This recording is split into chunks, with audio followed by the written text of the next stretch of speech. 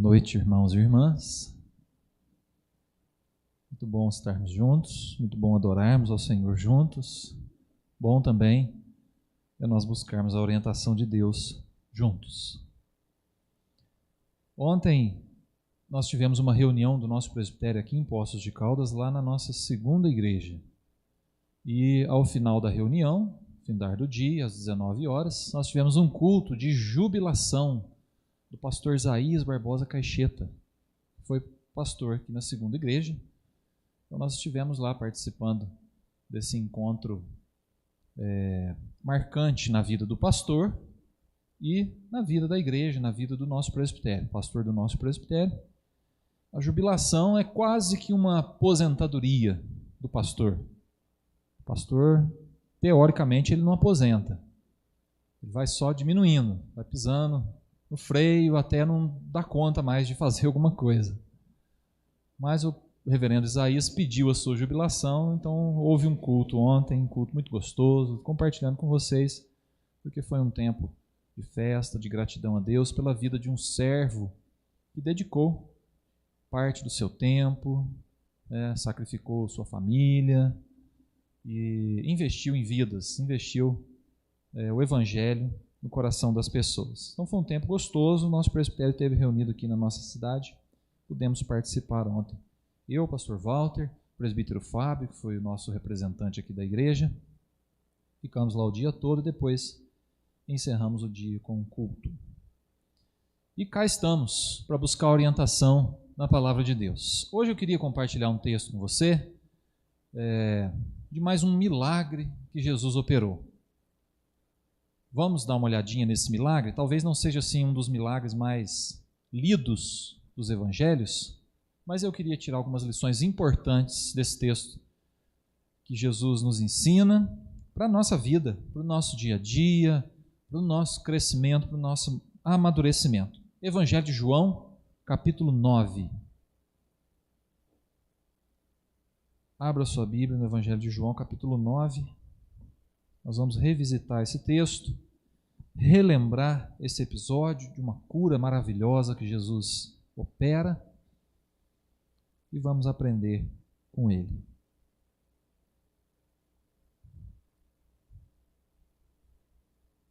João 9, eu leio a partir do verso 1, que diz assim: Caminhando Jesus, viu um homem cego de nascença. E os seus discípulos perguntaram: Mestre, quem pecou, este ou seus pais, para que nascesse cego? Respondeu Jesus: Nem ele pecou, nem seus pais, mas foi para que se manifestem nele as obras de Deus. É necessário que façamos as obras daquele que me enviou, enquanto é dia. A noite vem, quando ninguém pode trabalhar. Enquanto estou no mundo, sou a luz do mundo. Dito isto, cuspiu na terra e, tendo feito lodo com a saliva, aplicou-o aos olhos do cego, dizendo-lhe: Vai, lava-te no tanque de Siloé, que quer dizer enviado. Ele foi, lavou-se e voltou vendo. Então os vizinhos e os que dantes o conheciam de vista como mendigo, perguntavam: Não é este o que estava assentado pedindo esmolas? Uns diziam: É ele. Outros: Não, mas se parece com ele. Ele mesmo, porém, dizia: Sou eu. Perguntaram-lhe, pois: Como te foram abertos os olhos? Respondeu ele: O homem chamado Jesus fez lodo, untou-me os olhos e disse-me: Vai ao tanque de Siloé e lava-te. Então fui, lavei-me e estou vendo. Disseram-lhe, pois: Onde está ele? Respondeu: Não sei. Até aqui. Amém. Meus irmãos, é mais um registro de Jesus operando milagre.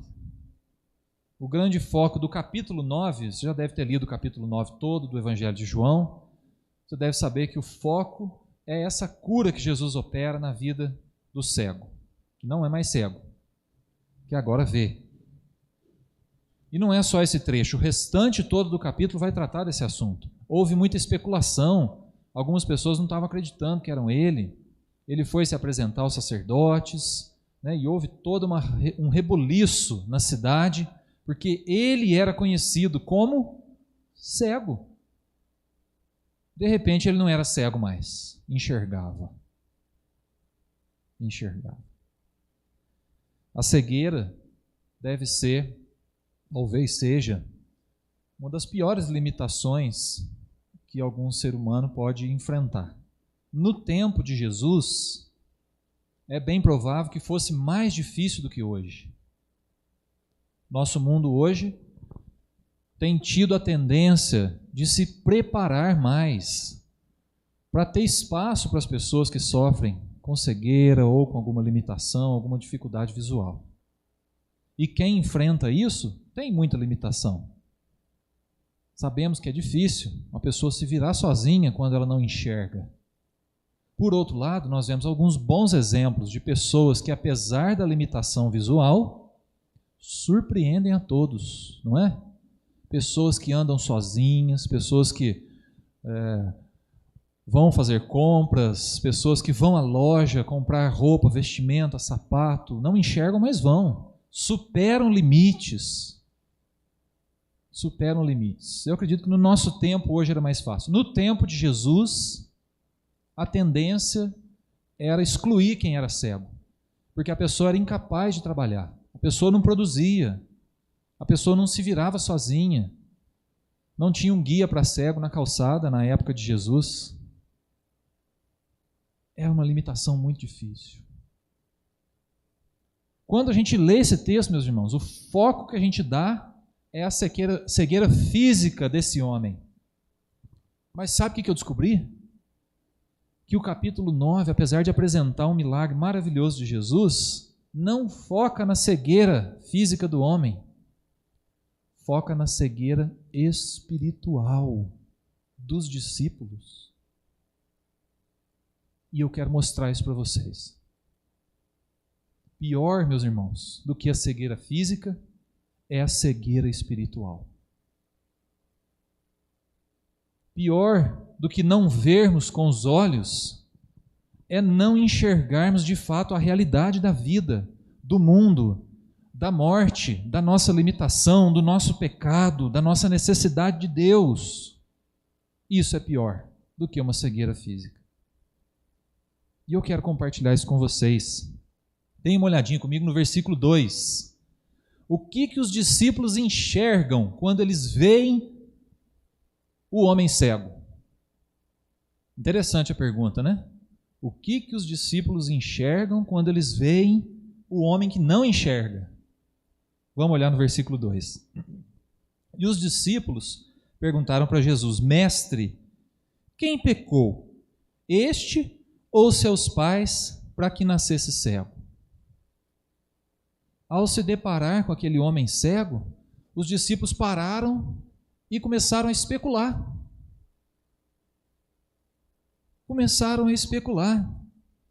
Quem pecou? Será que foi a mãe?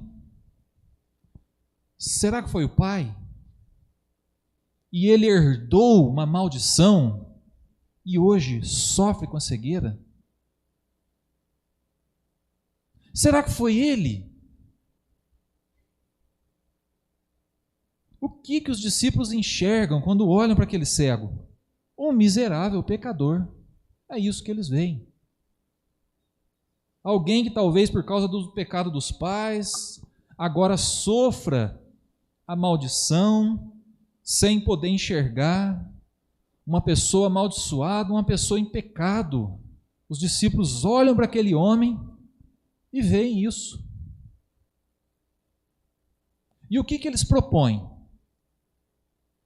Eles propõem um estudo de caso. Vamos fazer um estudo de caso. Vamos especular a vida desse homem. Vamos fazer uma estatística, um gráfico. Vamos colocar aqui o nível de percentual da mãe ter pecado. Eles querem fazer uma tese de doutorado da vida do cego.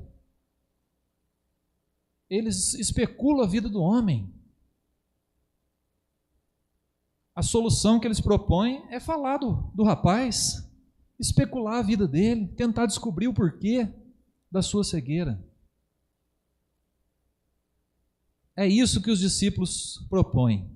Fazer um estudo, talvez montar gráfico, talvez apresentar um resultado com probabilidades. Essa é a atitude dos discípulos. E essa atitude dos discípulos, meus irmãos, demonstra uma cegueira espiritual. Demonstra uma frieza diante da situação daquele homem. Demonstra uma falta de sensibilidade. Os discípulos se demonstram duros, insensíveis diante daquela dificuldade que o homem enfrentava. E aqui eu queria fazer uma pergunta pessoal para você.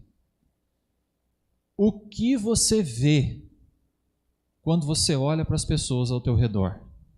O que você enxerga? Quando você olha para alguém com uma história difícil,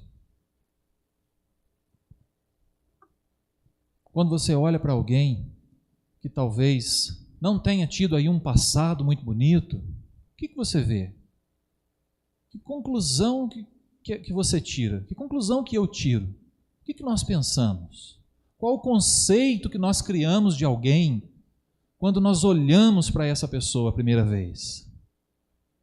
A nossa tendência é fazer o que os discípulos fizeram. É a gente especular. E tem gente que vai até um pouquinho além. Tem gente que até fofoca, né? Passa a notícia, você viu, né? Viu o que aconteceu? Olha, eu estou achando que aquela pessoa é assim por causa disso. Só pode ser.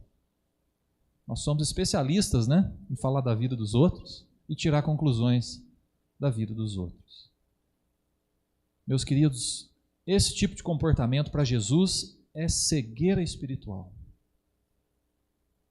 É a tendência humana de gerar um conceito ruim dos outros e não propor solução nenhuma, não se dispor para ajudar ninguém.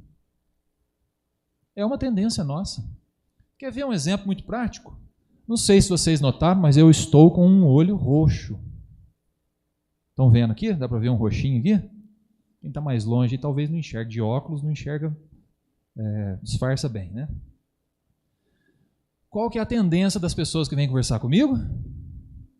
Quando olha o roxinho aqui no olho? É especular, não é?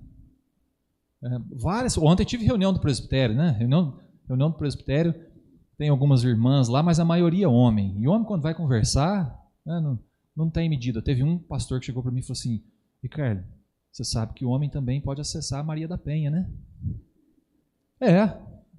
Falou em tom de brincadeira, né?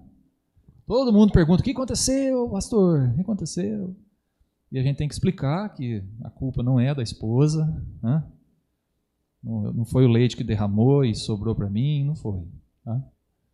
Foi um acidente de percurso jogando futebol. Jogo futebol de terça-feira, já tem 12 anos, com uma turminha muito joia. E um rapazinho muito magro, alto, bateu o ombro na altura aqui do meu rosto e roxeou. Mas qual que é a tendência das pessoas? É tirar a conclusão precipitada. Se fosse a Adriana com o olho roxo, nossa, não é? Hoje, em tempos de reafirmação feminista, certeza que haveria mais especulação ainda. Mas isso demonstra, meus irmãos, a nossa capacidade de enxergar mal o que está acontecendo de fato na vida das pessoas, de tirar conclusão precipitada. Isso está revelando para nós uma cegueira, na verdade, espiritual.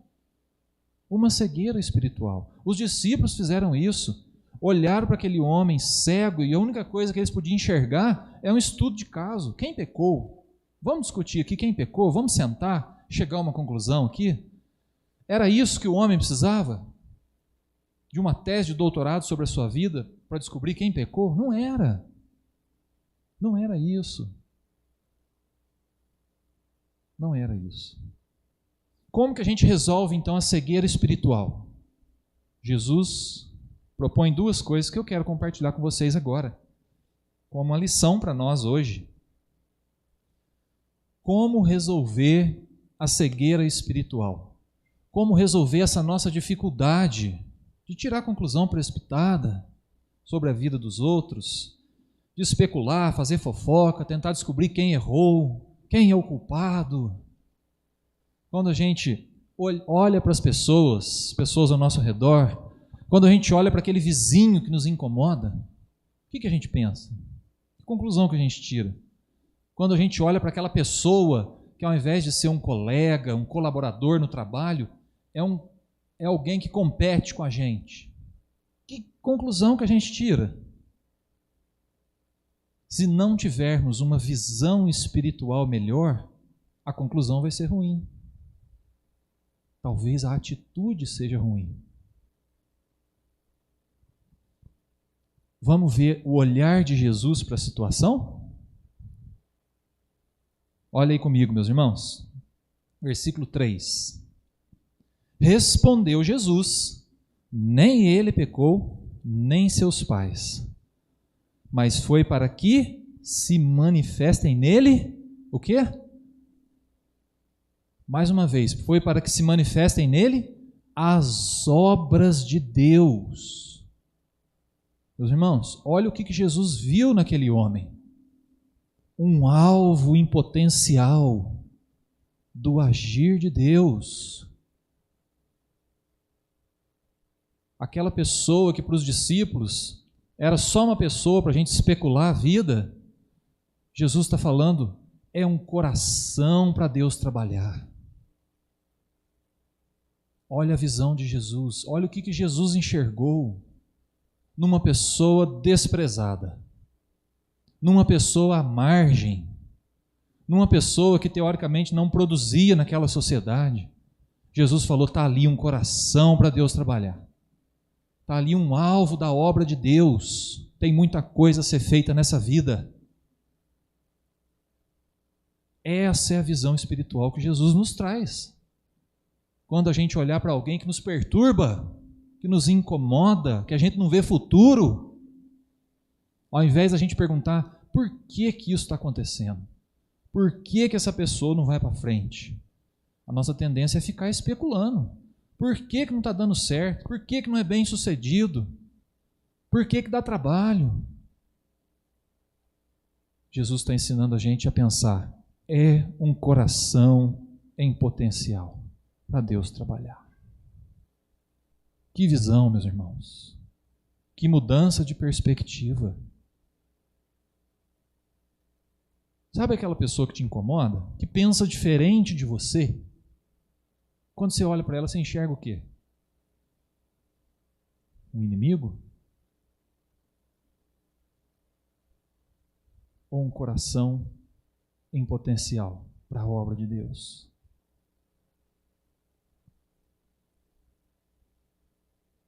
O que nós estamos enxergando, meus irmãos, nesse mundo hoje? Está chato viver nesse mundo, nessa perspectiva de visão limitada. Está chato. As pessoas menosprezando umas às outras por pouca coisa, tirando conclusões precipitadas, descartando as pessoas porque pensam diferente. Jesus traz uma visão elevada, uma visão divina, uma visão do reino. São corações em potencial para a obra de Deus. Essa é a primeira lição que eu queria compartilhar com você. Se você olha para alguém e não vê futuro para essa pessoa, talvez o problema não esteja nessa pessoa, mas no nosso olhar, na conclusão que nós estamos tirando. Na conclusão que nós estamos tirando. Aonde os discípulos viam alguém para especular, alguém sem futuro, só para a gente tentar descobrir quem pecou, Jesus está vendo uma vida carente, necessitada da obra de Deus. Uma pessoa com uma história difícil, mas que pode ser trabalhada por Deus para ter uma nova vida, nova perspectiva. Jesus trazendo uma nova visão. Então, meus irmãos, Jesus propõe essa nova visão. Não vamos pensar que a cegueira é um motivo para a pessoa ser descartada, para a pessoa não não ter futuro mais. Não. É para manifestar a obra de Deus na vida dela. Vamos mudar o nosso jeito de enxergar.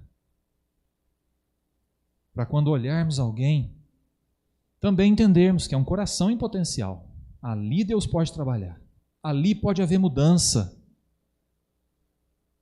Ali pode haver mudança. Jesus melhorando a visão espiritual dos discípulos e convidando a gente para melhorar a nossa visão espiritual também.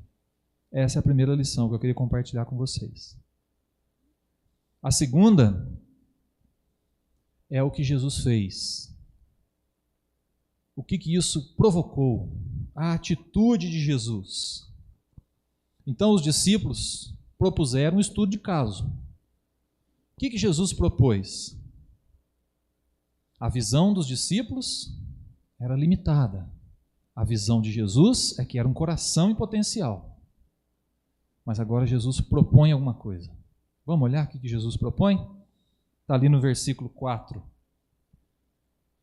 onde diz assim: é necessário que façamos as obras daquele que me enviou enquanto é dia.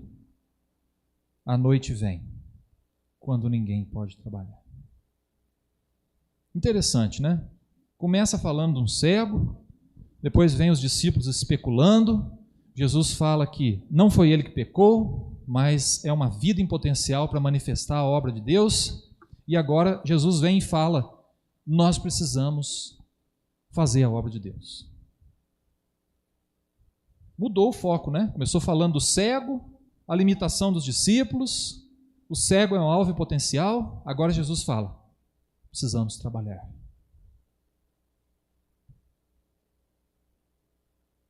Tem obra para fazer. Vamos fazer enquanto é dia, enquanto nós podemos. Vai chegar o tempo que nós não poderemos mais servir a Deus. Enquanto podemos, nós temos que fazer. Então, o que Jesus propõe aqui? Trabalho, serviço, missão, ajuda, misericórdia, sensibilidade, atenção, mãos estendidas. É isso que Jesus propõe. Os discípulos queriam ficar na teoria, na especulação. Jesus propõe: mãos à obra, vamos ajudar. O que a gente pode fazer? Agora eu vou operar um milagre. Mas quando vocês se depararem com alguém, o que vocês vão fazer? Como vocês vão ajudar? De que maneira vocês vão contribuir para que a obra de Deus seja feita nos corações? É Jesus chamando a gente para o trabalho, para o serviço, mostrando que se por um lado há corações onde a obra de Deus pode ser feita, por outro lado precisa de gente para fazer. Deus quer pessoas para alcançar esses corações. Deus quer os seus servos e servas para realizar a obra nos corações. Então, de uma necessidade de uma pessoa que resultou num milagre maravilhoso, Jesus está tirando uma lição fantástica para os seus discípulos, trazendo uma nova visão espiritual e botando essa turma para trabalhar. É a obra de Deus. É a obra de Deus. E eu queria perguntar para você, qual é o foco da obra de Deus? Você sabe? Se alguém perguntar para você, o que Deus quer fazer nesse mundo? Qual o objetivo de Deus nesse mundo? Você sabe responder essa pergunta? O foco da obra de Deus, meus irmãos, são pessoas, corações, vidas. É ali que Deus realiza a sua obra. Ah, mas Deus quer transformar o mundo. Como é que Deus transforma o mundo? Transformando vidas. Como é que Deus manifesta a sua justiça? Transformando vidas. Como é que Deus manifesta graça, misericórdia e amor? Transformando vidas. Mudando corações. E aí isso vai se manifestar através dessas pessoas. O foco da obra de Deus é pessoa, é gente. É gente. façamos a obra daquele que me enviou enquanto é dia. E é lógico, aqui vem uma mensagem urgente de Jesus, mostrando que a obra de Deus, ela é urgente. Ela é necessária e ela é urgente. É para ontem. É para ontem. Os corações estão sedentos, meus irmãos, precisando de Deus. E é o povo de Deus que tem essa tarefa de realizar essa obra, de levar a palavra de Deus aos corações, de transformar vidas, mudar circunstâncias, realidades. Somos nós. Jesus está dizendo isso para os seus discípulos, está dizendo isso para nós hoje. Mudem a sua visão. Sirvam, trabalhem, abençoem. Olha o próximo versículo, que interessante, quando Jesus diz assim: enquanto estou no mundo, sou a luz do mundo. E aí alguém pode dizer assim: mas Jesus já não está aqui mais não. Jesus foi para o céu. Mas depois Jesus enviou o Espírito para habitar em... Jesus falou: eis que estou convosco até a consumação dos séculos. Então, se o Espírito Santo está em nós, Jesus está em nós. Aí você pergunta assim: mas Jesus não está? Tá, Jesus está no mundo. Jesus está aqui. Jesus está em nós. Então, esse versículo serve para nós. Enquanto estou no mundo, sou a luz do mundo. Você sabia disso? Que enquanto você estiver nesse mundo, você é a luz do mundo? Enquanto tiver fôlego de vida em você, você é a luz do mundo. Você deve ser a luz do mundo. Você precisa, e eu também, nós precisamos manifestar a presença de Jesus.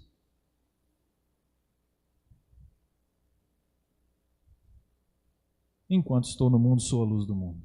Nós somos a luz do mundo. Jesus falou isso lá em Mateus 5,16. Vós sois a luz do mundo.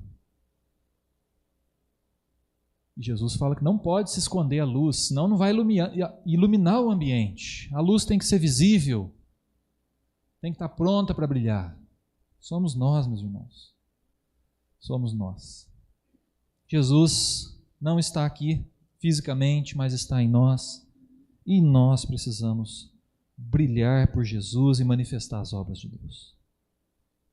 Sirvamos a Deus enquanto é dia, porque vai chegar o tempo que a gente não vai poder servir mais. Manifestemos as obras de Deus enquanto nós podemos, vai chegar o tempo que nós não poderemos mais. Nosso tempo vai passar. Mas enquanto nós estivermos aqui, somos a luz do mundo. Somos a luz do mundo. Então eu queria compartilhar essa mensagem com você. Uma nova visão espiritual e um incentivo ao trabalho, ao serviço, enquanto é dia. Somos a luz do mundo. Precisamos brilhar por Jesus. Feche os teus olhos, vamos orar? Vamos conversar com Deus sobre isso?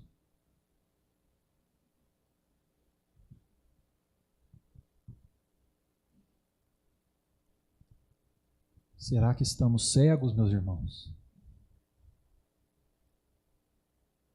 Será que temos tido dificuldade para enxergar alguma coisa? Ou estamos vendo aquilo que queremos na vida dos outros? Queria convidar você para fazer essa autoavaliação. Uma autoavaliação sincera na sua vida. Será que não estamos cultivando alguma cegueira espiritual? Olhando para as pessoas, concluindo que são pecadores, miseráveis como nós, mas talvez imaginando que são pessoas sem solução, sem futuro. Tem alguém assim que você conhece? Algum amigo, parente, alguém da sua família, alguém que você convive, que talvez você esteja colocando o olhar errado. Se liberte disso. Cultive o olhar de Jesus.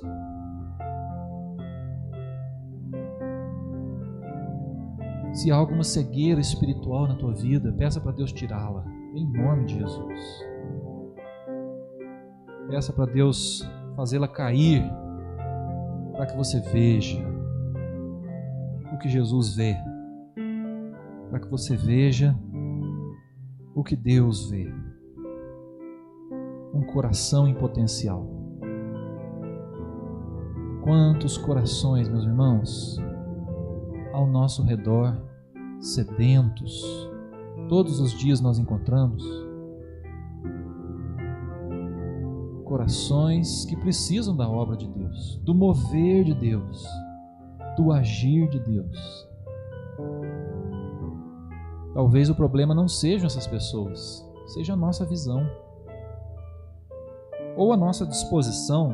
Jesus está nos chamando também para servir, está nos chamando para melhorar a nossa visão espiritual, eliminar qualquer cegueira, mas também está nos chamando para a obra de Deus, para o trabalho,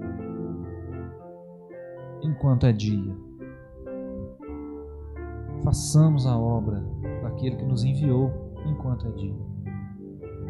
Enquanto estamos no mundo, nós somos a luz do mundo. Vamos trabalhar por aquele que nos arregimentou, aquele que nos chamou. Senhor, nossa visão é tão limitada, Pai. É bem provável, Deus, que nós nunca enxergaremos de fato como o Senhor enxerga, plenamente, Pai. Mas nós vamos nos satisfazer com uma pontinha, Pai, dos Teus olhos, do Teu olhar amoroso, misericordioso, Pai. O Senhor nos vê com muito amor. O Senhor olha para nós com misericórdia, Deus. Pode ser que alguém esteja pensando sobre si mesmo hoje: eu não tenho jeito, eu não tenho futuro. Isso também é uma cegueira espiritual, Pai. Nós temos consciência disso. Pode ser que alguém esteja olhando para uma outra pessoa e não vendo futuro, só enxergando os pecados, só especulando. Isso também é cegueira espiritual, Pai. Liberta-nos de toda cegueira espiritual. Liberta-nos, Pai, de toda dificuldade de enxergar de fato a nossa vida, a vida dos outros, a nossa realidade, a realidade dos outros, Pai. Queremos olhar com os Teus olhos. Dá-nos a graça, Pai, de eliminarmos toda a cegueira espiritual da nossa vida em nome de Jesus, Pai.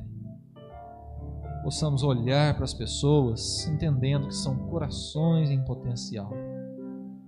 São alvos da Tua palavra, da Tua obra, do Teu agir, do Teu Santo Espírito, Pai, quebrantador. Dá-nos essa visão, Pai, em nome de Jesus. Mas nós não queremos só assistir, não queremos só enxergar, queremos também contribuir. Por isso, usa as nossas vidas, Pai. Nós queremos Te servir enquanto é dia. Usa as nossas vidas para abençoar esses corações sedentos, para saciar essa sede, Pai, em nome de Jesus. Faz de nós instrumentos poderosos nas Tuas mãos, para levar a Tua mensagem, para levar a Tua obra, o Teu poder aos corações que mais precisam, Pai. Em nome de Jesus, nós queremos Te servir cada dia mais, com alegria, com disposição, sabendo que nós somos a luz do mundo e nós temos que brilhar. Usa as nossas vidas em nome de Jesus.